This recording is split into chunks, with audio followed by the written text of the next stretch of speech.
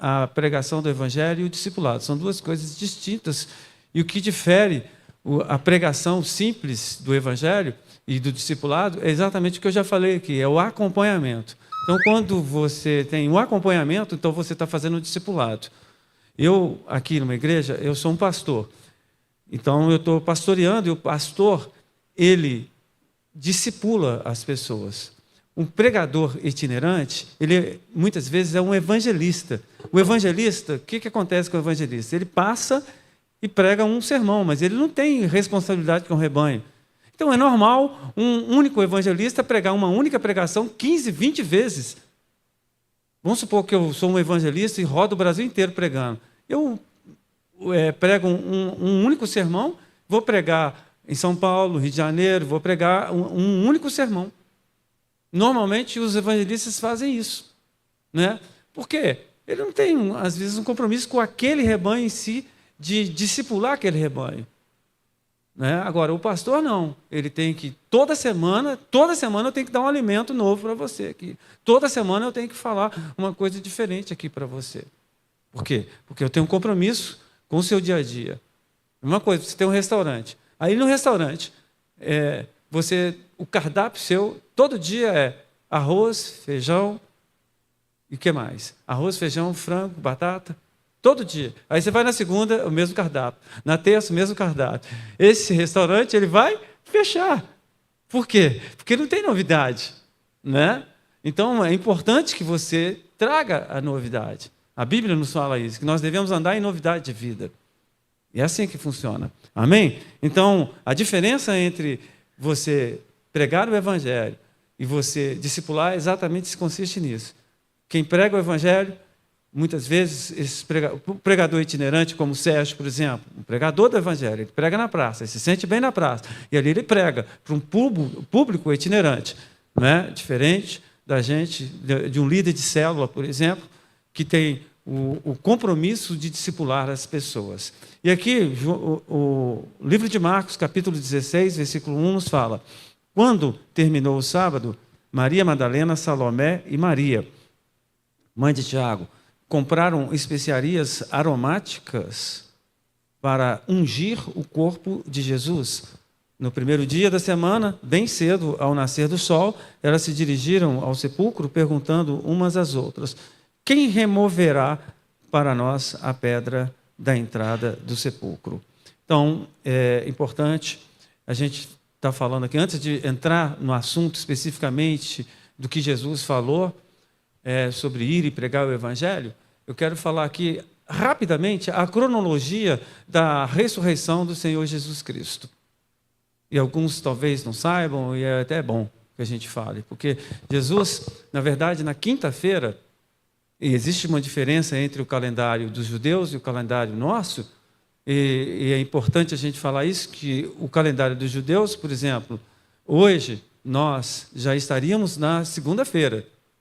Por quê? É a partir das 18 horas que conta, depois do pôr do sol. Então, hoje, segundo o calendário dos judeus, é segunda-feira.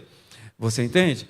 Então, eu vou estar dando aqui alguns detalhes, mas segundo o nosso calendário. Tá? Então, na quinta-feira, o que aconteceu? Jesus fez essa reunião da ceia, e ali lavou os pés dos apóstolos, dos discípulos, né?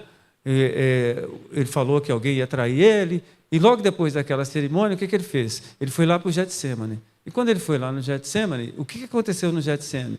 Ele chegou lá para 3, ele levou 3, ele não levou os 12. Ele não levou todo mundo. Ele pegou Pedro, Tiago e João, que andava mais próximo a ele, e falou assim: olha, vocês ficam aqui um pouquinho aqui, que eu vou orar ali. Era de noite e tal, e o pessoal com sono, cansado, e eles então dormiram. E Jesus então voltou e falou: poxa, vocês não puderam orar aqui comigo 1 hora, vigiar aqui 1 hora? E nessas idas e vindas ali, Jesus exortou eles, e de repente, quem chega? Chega Judas e chega os soldados romanos com a finalidade de prender Jesus. Isso no nosso horário aqui, no nosso calendário, quinta-feira à noite. Certo? O que para eles já era sexta-feira. E de repente, cedo, de manhã cedo, eles levaram Jesus para o Sinédrio, que era meio que um tribunal ali, que tinha um cunho civil, cunho religioso, tinha uma mistureba ali, o sinédrio, que ele chamava. Aí ele fazia o juízo e, de repente, eles fizeram sumariamente a condenação de Jesus. Chegaram, resolveram lá rapidinho, já julgaram Jesus, falaram, não, você é passivo de morte, aquela coisa toda, e você vai ter que morrer. E isso, pegaram Jesus na quinta-feira à noite, sexta de manhã já estava julgado, já foi condenado, julgado e condenado, e ele então foi agora açoitado. Deram 39 chibatadas em Jesus, e para quem não sabe, o chicote ele tinha lá uns meio que ossos, né? Ele tinha 7 pontas de ossos, se não me engano, 7 pontas de ossos, e ele levou 39. Então você multiplica 39 vezes 7. E cada uma dessas chicotadas que ele levava, saíam 7 pedaços de carne. Aí você imagina como é que Jesus ficou. 39 chibatadas. 39 é muita coisa.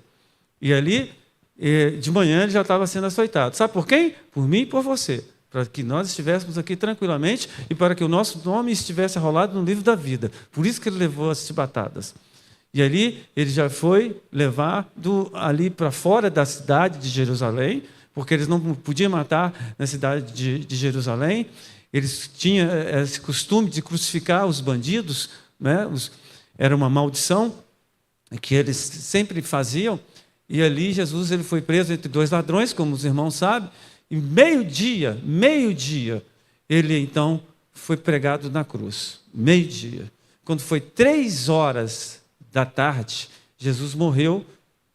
E o que de fato aconteceu é que antes das 18 horas, para nós, tá, irmãos? Antes das 18 horas, eles tinham que fazer isso, antes do pôr do sol. Eles, então, foram e sepultaram Jesus. Né? José de Arimateia, Nicodemos, pegaram o corpo de Jesus, pediram o corpo de Jesus e levaram ele para o sepulcro. E aqui, nesse episódio aqui, passou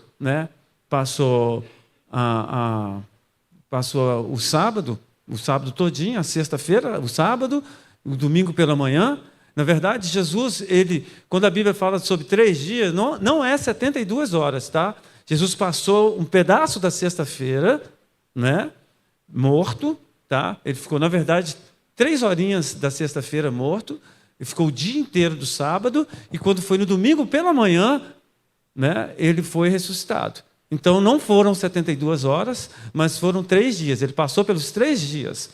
E quando foi pela manhã, a gente não sabe exatamente, a Bíblia não fala claramente que hora que ele ressuscitou, mas de madrugada ele ressuscitou. E as 3 irmãzinhas, gente, vamos fazer o seguinte, levantaram de manhã cedo e vamos lá na mercearia, né? Eles chamavam antigamente, tinha um nome para isso, antigamente, no meu tempo de criança, armazém. Vamos lá no armazém e vamos comprar lá uns aromas. E ali, elas preocupadas com o corpo de Jesus, né? José de Arimateia, Nicodemos já tinha dado um jeitinho lá, mas elas estavam, mulher, né, irmão? Mulher é outro nível, né? Vamos dar um jeitinho lá no corpo de Jesus. E ali, elas passaram, compraram.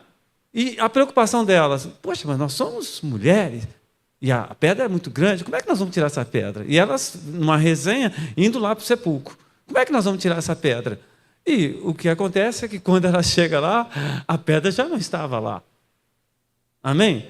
Aqui diz aqui, olha, mas quando foram verificar, no versículo 4, viram que a pedra, que era muito grande, havia sido removida. Entrando no sepulcro, viram um jovem. Quem é esse jovem? Era Jesus? Não. Vestido de roupas brancas, assentado à direita, e ficaram amedrontadas. Era um anjo. Amém? O anjo estava ali na forma de um jovem. E a boa notícia que eu quero dar aqui para todos vocês é que, na glória, todos nós vamos ser jovens. Inclusive o pastor Éder vai ser jovem. Nós vamos ser jovem. Amém?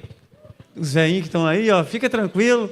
Hoje você está querendo fazer os procedimentos aí, cirúrgicos, você não vai ter ruga nenhuma lá na glória. Os carequinhas, viu, Léo? Os carequinhas vão ter cabelo, as gordinhas vão ter um corpo esbelto, os magrinhos vão ser mais gordinhos, mais cheinhos também. E é assim, irmãos, a Bíblia nos fala que nós vamos ter um corpo perfeito. Um corpo perfeito. Imagina um corpo perfeito. Não idêntico. Não vai ser igual ao japonês, todo mundo lá, não. Nós vamos ter uns rostinhos diferentes, túnicas diferentes, tudo diferente. Casa não vai ser casa popular, vai ser casas diferentes. Amém? Estou te dando um spoiler aqui, nunca fui lá não, mas eu sei. Na minha intimidade com o papai já confidenciou para nós aqui. Então, é isso, irmãos. Tá? Então, ela viu um jovem, vestido de roupas brancas, assentado à direita, e ficaram amedrontadas. Não tenha medo, disse ele. Vocês estão procurando Jesus, o Nazareno, que foi crucificado. Ele ressuscitou, não está aqui. Vejam o lugar onde o haviam posto. Vão e digam aos discípulos dele e a Pedro: ele está indo adiante de vocês para a Galiléia. Está indo para onde? Para a Galiléia. Lá vocês o verão, como ele lhes disse. Então, aquele jovem anjo, ele pegou e falou com aquelas 3 irmãzinhas, né? Falou: olha, vocês não precisam ficar com medo, aqui está tudo na paz, está tudo tranquilo. Vocês vão fazer o seguinte: vocês vão voltar, vocês não vão voltar para casa, vocês vão voltar lá para a casa dos discípulos. E lá na casa dos discípulos, vocês vão avisar para eles o que Jesus já falou com eles, que é para ir lá para a Galiléia. E aonde eles estavam? Eles estavam ali em Jerusalém. Amém? E Jerusalém era onde? Na Judéia? Judéia. E Jesus a intenção de Jesus era ir para a Galiléia. Só que Jesus não foi para a Galiléia. Mas Jesus já tinha falado com ele, eu leio aqui para você, quando que Jesus falou com eles, quando Jesus ainda não tinha morrido. Lá em Marcos capítulo 14, 28, diz assim, olha: mas depois de ressuscitar, irei adiante de vocês para a Galiléia. Jesus tinha falado com eles: eu estou vivinho aqui, mas eu vou morrer e vou ressuscitar e vou encontrar com vocês lá na Galiléia. E eles não acreditaram nisso, eles não acreditavam que Jesus ia ressuscitar. Com esse detalhezinho. E tão pouco que Jesus ia para a Galiléia. Então eles estão como aqueles crentes que vêm num culto, que não prestam atenção em nada, que sai e ouve, mas não escuta. Muitas vezes é assim que acontece. Eles ouviram Jesus falar, mas não escutaram Jesus falando. E ali, quando Jesus morreu e ressuscitou, eles não acreditaram que Jesus ressuscitou. E que ele teria esse poder. Em Mateus 28, 16, nos fala algo. 11 discípulos foram para a Galiléia, para o monte que Jesus lhes indicara. 1 Coríntios 15, 3 nos fala assim, olha, preste atenção nesse texto aqui. Pois, o que primeiramente lhes transmiti foi o que recebi, que Cristo morreu pelos nossos pecados, segundo as Escrituras. Foi sepultado e ressuscitou ao 3º dia, segundo as Escrituras. E apareceu a Pedro, e depois aos 12. Ele teve várias aparições. Nesses 40 dias ele ficou aparecendo para a turma aqui, depois de ressuscitado. Então ele foi lá no inferno, ele foi lá no céu, ele ficava aparecendo para as pessoas aqui, amém? Durante esses 40 dias. Aí, no versículo 6, está falando aqui desses dias que Jesus esteve aqui depois de ressuscitado. Depois disso apareceu a mais de 500 irmãos, de uma só vez, a maioria dos quais ainda vive, embora alguns já tenham adormecido, né? Então, na verdade, o que acontece? O que a gente percebe aqui nesse texto? Que Jesus, ele fez questão de não estar ali na Judéia. Por que não? Porque lá na Galiléia, ele nasceu aonde? Ele nasceu na Judéia, que foi em Belém, mas ele foi criado aonde? Ele foi criado em Nazaré, que era na Galiléia. Tá? E ele tinha um QG, uma cidade bem forte, onde ele fez a maioria dos milagres, e onde ele conhecia muita gente, era ali em Cafarnaum. Cafarnaum ficava na Galiléia. Então, o que acontecia? Jesus, ele conhecia uma galera, ele conhecia muita gente ali na Galiléia, ele era muito famoso lá na Galiléia. E o que ele fez? Quando ele estava em vida ainda, muitas vezes, ele disse assim, olha, você não fala nada para ninguém. Por incrível que pareça, Jesus mandava a pessoa ficar calada, e ela não ficava, a maioria não ficava. Jesus fez um milagre, Jesus me curou, Jesus me libertou, ela falava. Por que Jesus falava isso? Não fale para ninguém. Porque ele não queria adiantar o processo de morte dele. Ele tinha que morrer na Páscoa, no tempo certo, no dia certo. Então, dependendo do tipo de divulgação que ele tinha, ele poderia morrer antes. Mas, agora, depois de ressuscitado, a história muda. Jesus, ele queria que todo mundo falasse. Ele falou assim, olha, eu preciso arrumar um lugar que tem muita gente. É muita gente. Imagina só, você vai ter uma reunião com uma pessoa que morreu e ressuscitou. Ó, vai ali, que vai ter uma pessoa que morreu e ressuscitou. Aí foi uma turma. Ó, Jesus vai encontrar com a gente aqui. Ah, é? Ah, é? Aí foi falando um, foi falando com o outro. Mas os discípulos, ali tinha 500 discípulos que foram ali, e acredito eu que muitos também saíram da Judéia para ir lá para Galiléia, que inclusive os discípulos saíram da Judéia e foram para lá. E marcou lá todo mundo. E aí ele estava ali. E ali ele falou a gente, ó, vim com alguns objetivos aqui, que daqui a pouco eu falo quais os objetivos. Mas ainda na Judéia, e ainda conversando dessas 3 irmãzinhas que estavam ali naquele sepulcro, aqui no versículo 8 nos fala o seguinte, tremendo, assustadas, as mulheres saíram e fugiram do sepulcro. E não disseram nada a ninguém. O anjo falou assim, vocês vão lá e vocês vão falar com eles. E elas ficaram com tanto medo, e elas também não acreditavam em nada, e elas pegaram e voltaram para casa e não falaram nada com os discípulos. E porque elas estavam amedrontadas. Quando Jesus ressuscitou na madrugada do primeiro dia da semana, apareceu primeiramente para quem? A Maria Madalena. Agora não foi um anjo mais. Aí foi Jesus, aparecendo para Maria Madalena, de quem havia expulsado 7 demônios. Ela foi e contou aos que com ele tinham estado. Maria, ao contrário, né? Ela, nessa situação aqui, ela pegou e foi. Quando Jesus apareceu, não foi um anjo mais, mas foi Jesus, apareceu para ela, Maria Madalena, que antes era endemoniada, que antes tinha 7 demônios, mas depois ela ficou tão grata para Jesus, que Jesus falou assim, eu vou aparecer para ela aqui, ó, é aqui que está a bênção, aqui, ó. Falante, né? Como as mulheres normalmente são muito falantes, ele pegou e falou assim, é aqui que é o canal, aqui. É aqui que isso aqui vai espalhar. E Maria Madalena foi rapidão para lá e contou para todo mundo. Chegou lá, olha gente, quero falar uma notícia boa para vocês, Jesus ressuscitou e ele apareceu para mim. Se fosse você, o que você faria? Glória a Deus, aleluia, mas ela não, eles não acreditaram, os discípulos não acreditaram. Os discípulos que foram a base da igreja primitiva, ali, eles não acreditaram que Jesus havia ressuscitado, né? E aqui diz, aqui, olha, no versículo 11, quando ouviram que Jesus estava vivo e fora visto por ela, não creram. Depois Jesus apareceu de outra forma a 2 deles, estando eles a caminho do campo. Eles voltaram e relataram isso aos outros, mas também nesses eles não creram. Mais tarde, Jesus apareceu aos 11, enquanto eles comiam. Censurou-lhes a incredulidade e dureza de coração, porque não acreditaram nos que o tinham visto depois de ressurreto. Então, Jesus ia para onde que eu falei aqui? Para Galiléia. E Jesus animadão. Vou lá para Galiléia encontrar com eles. Mas aí, Jesus aparece para Maria Madalena, falou para as 3 primeiro, né? O anjo falou, elas não foram, Maria Madalena foi, eles não creram, apareceu para 2 que estavam no caminho de Emaús, falou, vai lá e conta, eles contaram, eles também não acreditaram, aí Jesus falou assim, não vai dar para mim ir lá para Galiléia, eu vou ter que ir para lá, para a Judéia, lá para a casa dos discípulos. E eles estavam trancados, confinados, num reality show espiritual ali, com medo, e acontece que Jesus atravessa a parede. Você fala, Jesus, ele com certeza, ele estava em espírito ali. Por incrível que pareça, Jesus ali, ele comeu, quando ele ressuscitou, ele comeu peixe. Espírito não come peixe. Aí, é uma coisa louca, gente. A gente não consegue entender algumas coisas. Mas Jesus, o fato é que ele atravessou aquela parede ali. E ele, então, conversou com os discípulos. E você acha que Jesus pegou leve com eles? Não, a primeira coisa que ele fez foi passar um sabão naqueles discípulos.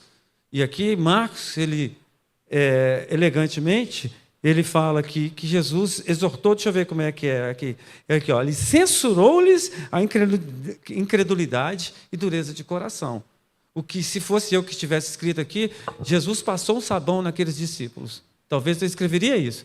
Marcos, com toda a técnica, né, ele chega e fala, ele censurou-lhes a dureza de coração, que em outras palavras é isso. Jesus xingou aquela turma, falou assim, o que é isso? Como é que pode uma coisa dessa? Vocês, eu mando aqui as meninas não vieram. Eu mando Maria Madalena veio, ela chega e fala com vocês, e vocês não acreditam? Eu não falei com vocês que eu ia ressuscitar e que eu ia lá para Galileia?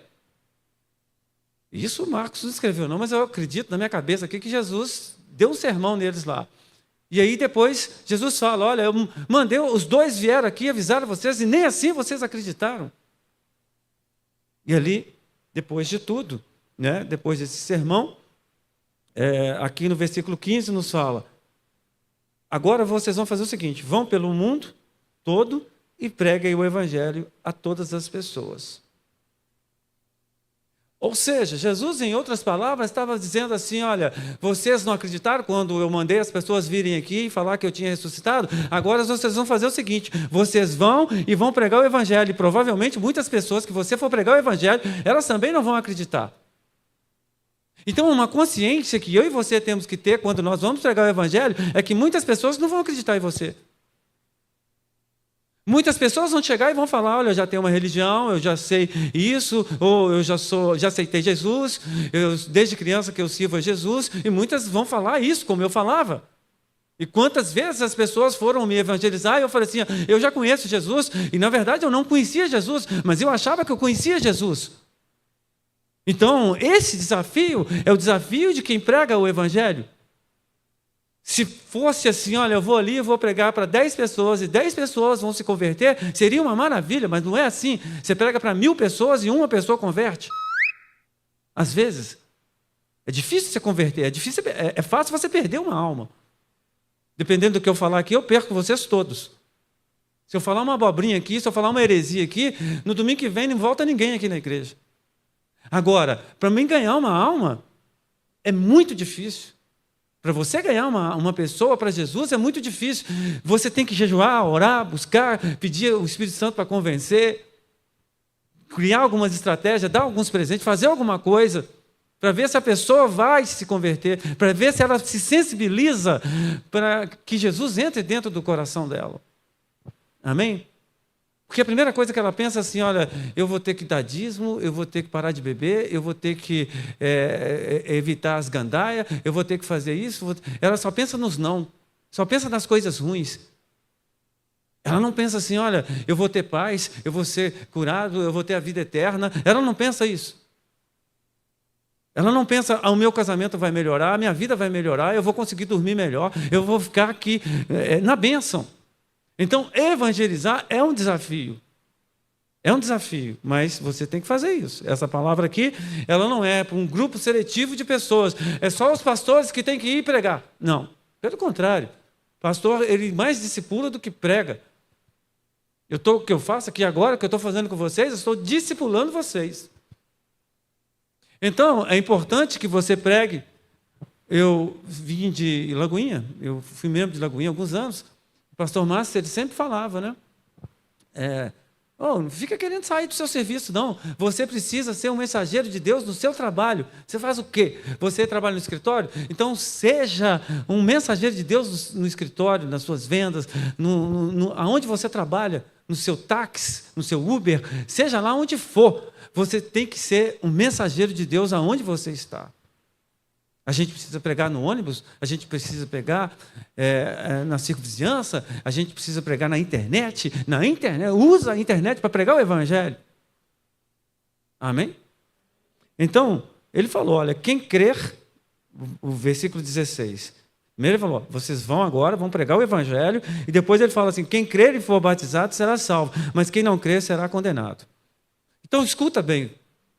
Quando você prega o evangelho, a primeira coisa que a pessoa, quando ela crê, ela tem que crer. E crer, a pessoa, ela tem que crer individualmente. Eu não posso obrigar uma pessoa a crer. É por isso que eu não posso batizar uma pessoa que ela não tem a capacidade de discernir. Se eu batizar aqui uma criança de 5 anos de idade, de 7 anos de idade, ela não tem a capacidade de discernir aquilo. Ela vai na onda.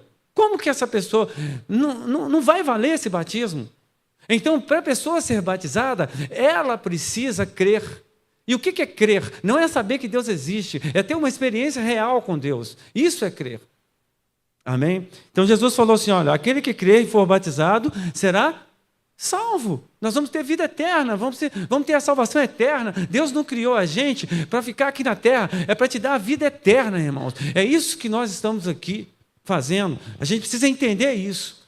Aí, ele não fala assim, olha, quem não for batizado não será salvo. A pergunta que eu faço para você é, se você crer e não for batizado, o que vai acontecer com você? Eu creio, mas eu não quero saber desse negócio de batismo.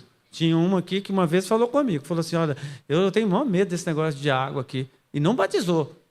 Não batizou. Depois desviou e não batizou.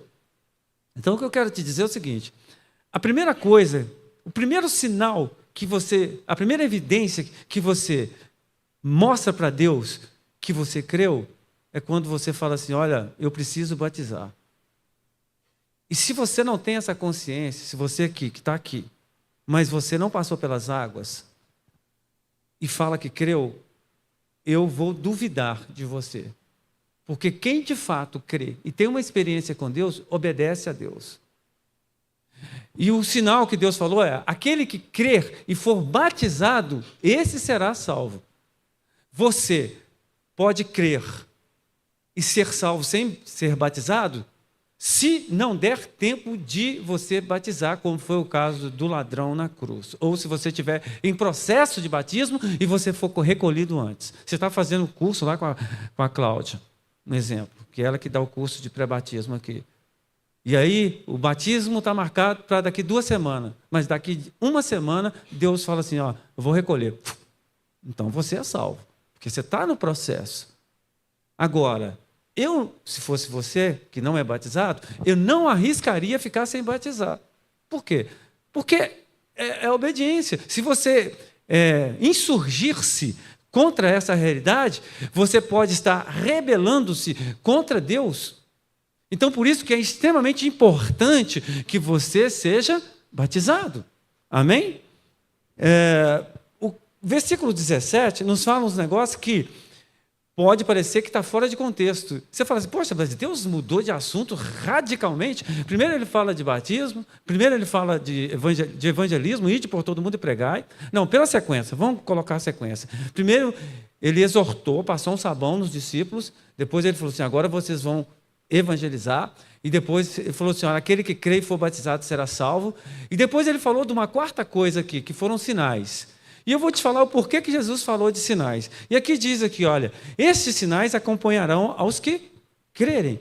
Em meu nome expulsarão demônios, falarão novas línguas, pegarão em serpentes, e se beberem algum veneno mortal, não lhes fará mal nenhum. Imporão as mãos sobre os doentes, e estes ficarão curados. Por que Jesus falou isso? Porque, na realidade, ele estava falando de evangelismo. Ele estava falando de ir e pregar o evangelho. E uma consequência da pregação do evangelho é o batismo. Agora, o que o sinal tem a ver com isso? O sinal tem a ver porque o sinal é uma excelente ferramenta para evangelismo. Quando você chega para uma pessoa com sinal, as pessoas, elas creem no Deus que você serve. Se você for pegar um muçulmano, por exemplo, e você for evangelizar um muçulmano, que está ali, é um jihadita, talvez, uma pessoa que tem o islamismo como cultura, desde criancinha, e você chega para essa pessoa e fala assim, olha, eu queria te falar que Jesus é o caminho, a verdade e a vida. Sabe o que ele vai fazer com você? Ele vai rir da sua cara. Ele vai debochar de você. Ele vai falar assim, olha, sinto te dizer, mas você está redondamente enganado. Quem é Deus é Maomé. Maomé é Deus, Jesus não é Deus. Ele vai falar isso. Se você for pregar para um judeu e você for falar assim, olha, eu quero te falar, meu querido judeu, que Jesus é o caminho, a verdade e a vida. Sabe o que o judeu vai fazer? Ele vai falar assim, olha, você tem uma mente muito pequena. Você não tem raciocínio de acreditar em Jesus. Jesus, o Messias, ele haverá de vir ainda. Ele não vai falar Jesus, ele vai falar o Messias haverá de vir ainda. Eles esperam o Messias, o judeu. Entende? Então, como que você prega para esse pessoal? Você vai pegar alguma pessoa que é ateu, você vai pegar um universitário, mas não todos os universitários, mas a grande parte dos universitários do Brasil estão corrompidos. uma ideologia, que eu não vou falar aqui, porque talvez eu possa ofender algumas pessoas aqui, mas que uma ideologia que não procede da Bíblia. E quando você vai pregar para essas pessoas, elas vão rir de sua cara, elas vão te chamar de tudo. Então, como que você prega para esse tipo de pessoa? Você prega com sinais, com poder, com maravilhas. Jesus, o jovem de 33 anos, de 30 a 33 anos que ele fez o ministério. Como que Jesus pregou o evangelho? Será que Jesus falou assim, olha gente, vem aqui me seguir e está tudo tranquilo? E as pessoas foram ali? Não, Jesus ele tinha que fazer sinais. Jesus fez sinais, e muitos sinais, não foram poucos sinais. Jesus ressuscitou muitos mortos, deu vista a muitos cegos, ele curou muitas pessoas, muitos surdos ouviram. E aquelas pessoas ficaram impactadas. O detalhe do sinal é impactar alguém. Veja bem, olha para você ver aqui. Lucas capítulo 5, versículo 24, nos fala o seguinte, olha. Mas, para que vocês saibam que o Filho do Homem tem na terra autoridade para perdoar pecados, disse ao paralítico, eu lhe digo, levanta-te, pegue a sua maca e vá para casa. Imediatamente ele se levantou na frente deles, pegou a maca em que estivera deitado e foi para casa, louvando a Deus. Todos ficaram atônitos e glorificavam a Deus. Eles ficaram o quê? Eles ficaram atônitos. E eles fizeram o quê? Eles glorificaram a Deus. Por quê? Porque eles viram o paralítico andar. E cheios de temor diziam, hoje vimos coisas extraordinárias. Então, esses caras aqui, eles estavam recriminando a pessoa de Jesus. Quem é você para perdoar pecado? Jesus olhou para eles e falou assim, o que é mais fácil, eu perdoar os pecados ou falar com esse paralítico aqui para ele levantar? E na cabeça deles ficou assim, eu duvido. E Jesus então, lendo os pensamentos dele, falou assim, olha, então, faz o seguinte, ele não orou, ele não pediu ao Pai, ele deu uma voz de comando. É por isso que no princípio do texto ele falou assim, para que vocês entendam que o Filho do Homem tem autoridade. Então, levanta, pega o seu leito e vai. E o paralítico, e foi. E eles... A trilha sonora foi boa? Foi boa? Então, ele levantou e foi. E eles ficaram atônitos. Falou, hoje nós vimos sinais aqui. Então, é assim que funciona. Amém? Quando você olha aqui, olha, João 11:45, muitos dos judeus que tinham vindo visitar Maria, vendo o que Jesus fizera, creram nele. Por quê? Jesus pegou um defunto que estava ali mais de 4 dias, não foram só 4 dias, foram mais de 4 dias que Lázaro estava ali, já imagina um defunto de 4 dias fedendo. E Jesus simplesmente fala assim, olha, Lázaro, sai para fora, tira a pedra. Tiraram a pedra e Lázaro lá saiu todo cheio de gases. Gases, como é que chama lá aqueles negócios? Faixa, senão a Simone vai me xingar lá em casa. Não é gás, não, é faixa, né? Faixa, né? Eles todos cheios de faixa, enfaixado ali, tira a faixa, tira isso. E eles creram. Os fariseus, eles creram, eles não criam em nada, eles eram céticos. Então, quando você chega para alguém, os europeus são assim hoje. Você pregar o evangelho na Europa, não é? Antigamente era na Ásia. Hoje a Ásia está mais convertida do que a Europa. A Europa é fria, irmãos. A Europa desculpa aqui, é pedófila. A Europa hoje, são tantas coisas ruins que estão acontecendo ali, para você pregar o evangelho. Se você começar a pregar o evangelho para um europeu, eles estão tão frios, tão longe de Deus, que é perigoso vocês ir preso lá, porque eles vão falar que vocês estão infringindo a liberdade de religião das pessoas. Você está querendo fazer uma lavagem cerebral ou algo do tipo na vida das pessoas. Então, é só através de milagres, sinais, prodígios, maravilhas, que você consegue ganhar alguém. Amém? Então, isso, Jesus, ele falou sobre ir e pregar o evangelho. Agora, quando a gente olha aqui, Mateus 28:18, deixa eu ver quantas horas aqui, daqui a pouco eu estou terminando, vou ser rápido aqui. Mateus 28:18 diz assim, olha, então Jesus aproximou-se deles e disse, outra história, tá? Agora aqui sim, irmãos, ele está na Galileia, tá bom? E para que ele queria ali, o que ele queria falar ali na Galileia?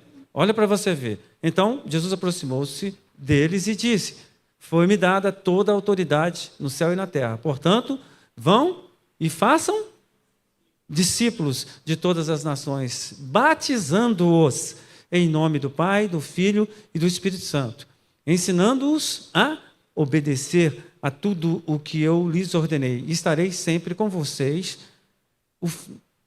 até o fim dos tempos. Amém?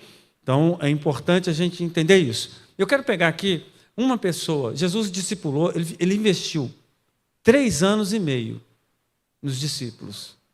3 anos e meio é um discipulado bem... E os discípulos viram Jesus fazer tantos prodígios, andar sobre as águas.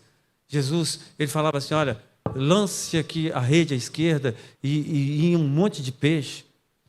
Tanto de coisas inusitadas. Jesus tinha 5 pães e 2 peixes. E Jesus falava assim, distribui aí. Mais de 10 mil pessoas começaram a comer. Então, tantos defuntos que eles viram, na Bíblia fala de 3, mas foram muito mais, acredito eu, que foram ressuscitados ali nesses 3 anos e meio. Tantas coisas incríveis. E esses discípulos de Jesus, eles eram tão duros, irmãos. É por isso que há esperança para mim e para você. Porque Jesus pegou pessoas totalmente imperfeitas e usou essas pessoas imperfeitas para serem discípulos. Então, ele pode pegar a mim e a você, certamente. Então, o que aconteceu? Esses discípulos, eles não acreditavam. E Jesus investiu 3 anos e meio, especialmente num cidadão que era uma pedra, chamado Pedro. Jesus apelidou ele, inclusive. O nome dele não era Pedro. Pedro foi um apelido que Jesus colocou nele. O nome dele era Simão. E Jesus, de vez em quando, colocava apelido nas turmas. Ele falou assim, meu amigo, você é uma pedra. Né? Você é uma pedra. O que é isso, esses negocinhos aí? Seria um sinal de Deus? O senhor está aqui, Jesus? Eu sei que o senhor está, mas... Que estrela é essa, Jesus? Oh, de novo. Obrigado, Jesus. Nós vamos esperar. Você quer mandar mais aí? Jesus, eu estou pregando. Se eu quer fazer mais algum sinal, eu posso continuar a pregação aqui. Então, tá bom. Glória a Deus. Então, o que efetivamente aconteceu é que Jesus investiu. E uma das coisas importantes para você discipular alguém é você ter paciência. Você tem que ter paciência. Porque se você não tiver paciência, você... Porque às vezes a gente fica assim, eu vou discipular aquele nóia, né? Nem adicto. Aquele nóia, vou discipular aquele nóia. Né? Aí você fica lá, 1 semana, não aconteceu nada com ele, ele continua ainda desesperado ali, desavorado, querendo a droga, e você fala, não, isso aí é só a morte mesmo. Não, não é por aí, irmãos. Jesus, ele investiu 3 anos e meio. Você sabe o que é isso? Levando o pessoal para baixo e para cima, eles vendo sinais, e eles ainda, no final, eles não acreditaram, traíram Jesus. Foi isso que aconteceu, inclusive com Pedro, que talvez fosse o pior deles ali. E aí, veja bem o que aconteceu. Aqui em Mateus capítulo 4, versículo 18, andando à beira do mar da Galileia, Jesus viu 2 irmãos, Simão, chamado Pedro, e seu irmão André. Eles estavam lançando redes ao mar, pois eram pescadores. E disse Jesus, sigam-me, e os farei pescadores de homem. Então, uma outra coisa, que você que quer discipular, eu ministro que você vai discipular pelo menos uma pessoa esse ano. Pelo menos uma pessoa você vai discipular ela. O que você tem que ter? Paciência. Segunda coisa que você tem que ter, iniciativa. Jesus viu, ele viu e ele foi atrás. Ele foi atrás. E olha aqui, o que diz aqui, olha. Sigam-me, e eu os farei pescadores de homens. O que é os farei? Eu vou ensinar vocês, eu vou discipular vocês, eu vou tratar com vocês, eu vou moldar a vocês, eu vou trazer aqui alguns pormenores que vocês não entendem hoje, mas anda comigo, siga a mim e vocês vão aprender. É isso que é discipulado. Foi isso que Jesus fez. E aí a gente vai olhando aqui, Mateus 18, 21, diz assim, olha, então Pedro aproximou-se de Jesus e perguntou, Senhor, quantas vezes deverei perdoar a meu irmão? Quando ele pecar contra mim? Aliás, eu errei aqui a tonalidade. Senhor, quantas vezes deverei perdoar a meu irmão quando ele pecar contra mim? Até 7 vezes? Jesus respondeu, eu lhe digo não até 7, mas até 70 vezes 7. Então, ele estava ali no evangelismo. Jesus ele não pegou aqueles discípulos e falou assim, vamos num prédio ali, está alugando um prédio ali, nós vamos fazer um seminário ali. Não, não foi isso. Jesus falou assim, olha, vem cá comigo, anda comigo aqui. E subia para o monte, ia para o evangelismo, ia para outra cidade. Era assim o discipulado de Jesus. E ali, os discípulos perguntavam. E Pedro era o que mais perguntava, acredito eu. Então, ele chegou para Jesus, nesse discipulado, e falou assim, e aí, como é que faz esse negócio de perdão aí? Eu tenho que perdoar a pessoa quantas vezes? Porque o estupim dele era desse tamanhozinho. Até 7 vezes, como se fosse assim, nossa, 7 vezes é um absurdo. E Jesus, então, discipulando ele, falou assim, não é até 7 vezes, não. Ele falou assim, ainda bem, né? É até 7 vezes, 70 vezes 7. Aí ele falou, o quê? 70 vezes 7 é um número infinito, que Jesus, em outras palavras, queria dizer. Não tem condição de você perdoar uma pessoa num dia 70 vezes 7. Ou seja, quantas vezes for necessário. Você perdoa as pessoas. Era a lição que ele ensinava. Então, você e eu precisamos ensinar os nossos discípulos, não é colocar fogo e inventar fofoca, mentira. E como é que eu vou discipular alguém se eu estou maledicente, se eu estou falando mal da vida dos outros? O discípulo ele vai ser o que você é.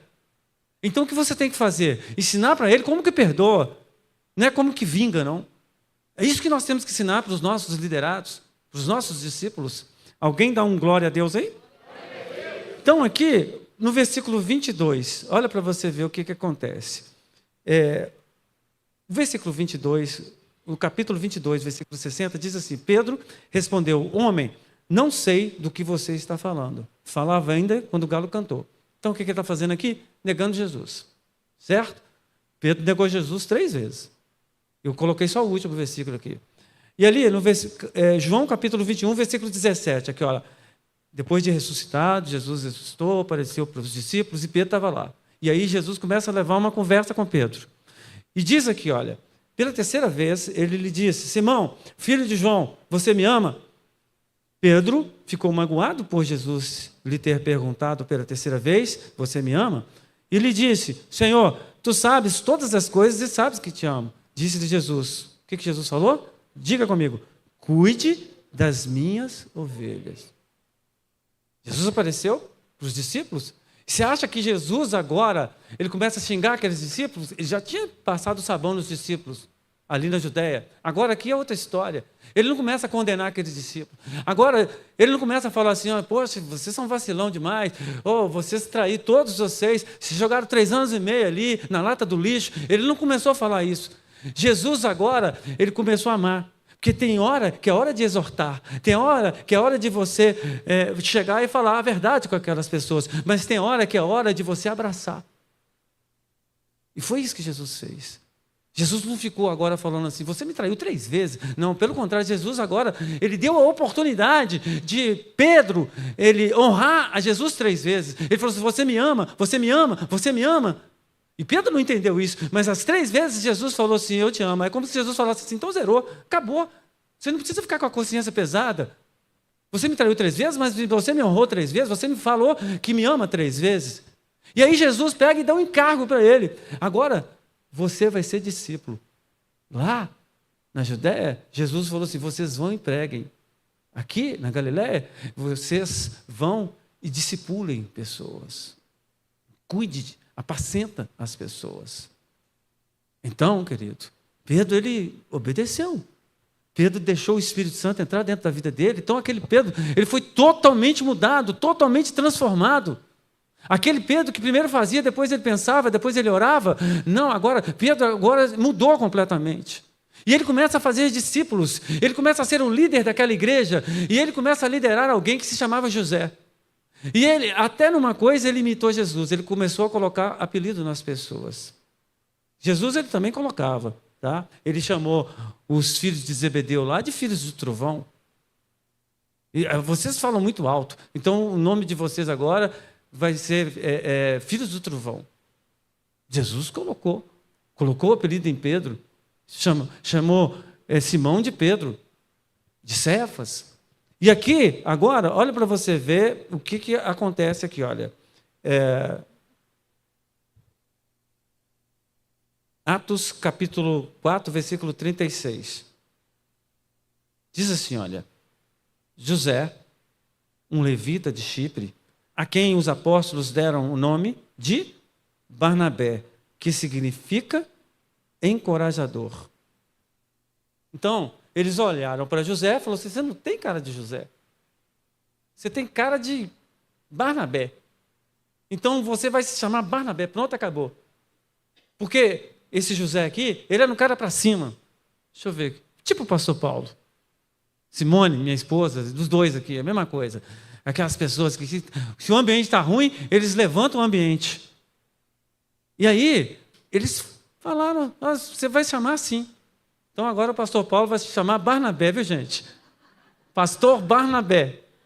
Encorajadora. Simone, pastora Barnabéia? Não, aí não. Aí não tem jeito. Bom, então, eles começaram a colocar apelido também. Falou, você vai ser Barnabé. E esse Barnabé, irmãos, ele pegou esse espírito da coisa, que eu quero que você pegue o espírito da coisa. E o espírito da coisa é, poxa, eu fui evangelizado, eu passo o bastão, eu quero evangelizar. Eu fui discipulado, então eu quero discipular.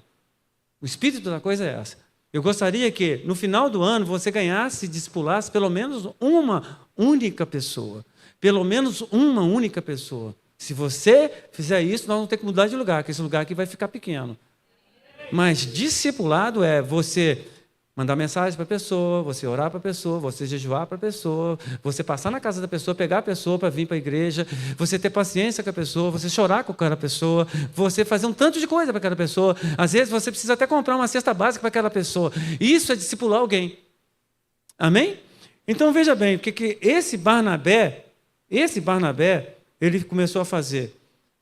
Porque foi assim, ó, Jesus discipulou Pedro, Pedro discipulou Barnabé e Barnabé discipulou Paulo. Diz aqui, olha, quando chegou a Jerusalém, Atos 9, 26, quando chegou a Jerusalém, tentou reunir-se aos discípulos, Paulo. Mas todos estavam com medo dele, não acreditando que fosse realmente um discípulo. Então, Barnabé o levou aos apóstolos e lhes contou como no caminho Saulo vira o Senhor, que ele falara, como em Damasco ele havia pregado corajosamente em nome de Jesus. Então, Paulo comprou a briga de Saulo, ou de Paulo. Barnabé comprou a briga de Paulo. E ele então agora fala assim, gente, espera aí, esse aqui eu estou discipulando ele, isso aqui é uma bênção. Deus fez uma obra maravilhosa na vida dele. E assim, quem introduziu Paulo dentro da igreja primitiva foi Barnabé. E aí esse Paulo cresceu, escreveu 13 cartas, foi uma bênção. E esse Paulo, o que ele fez? Ele discipulou muitos, como o próprio Timóteo.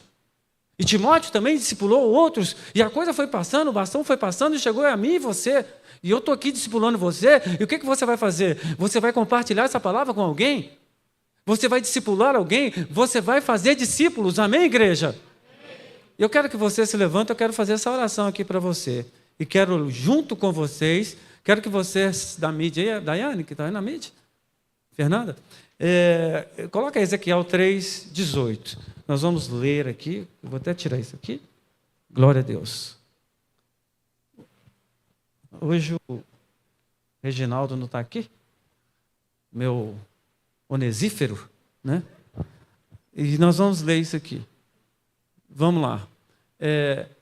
Vamos ler todos numa só voz? Aqui, ó. Quando eu disser a um ímpio que ele vai morrer e você não o advertir, nem lhe falar para dissuadi-lo dos seus maus caminhos, para salvar a vida dele, aquele ímpio morrerá por sua iniquidade, mas para mim você será responsável pela morte dele. Se, porém, você advertir o ímpio e ele não se desviar de sua impiedade ou dos seus maus caminhos, ele morrerá por sua iniquidade, mas você estará livre da sua culpa. Então, é por aí. Se Deus coloca uma pessoa no seu caminho e essa pessoa, ela não conhece Deus e você tinha que pregar para ela, você não pregou para ela, e essa pessoa morreu, Deus vai pedir o sangue dessa pessoa de você. Já estou te avisando. E não é só nessa passagem que fala isso, não. Tem outras passagens que falam. Tá? E, se você prega para aquela pessoa e essa pessoa não aceita ao Senhor, mas ela vai para o inferno, a culpa já não é sua. É isso que está falando ali, que o profeta Ezequiel está falando. Então, você tem responsabilidade. Servir a Deus é um privilégio, mas é também uma responsabilidade. Amém?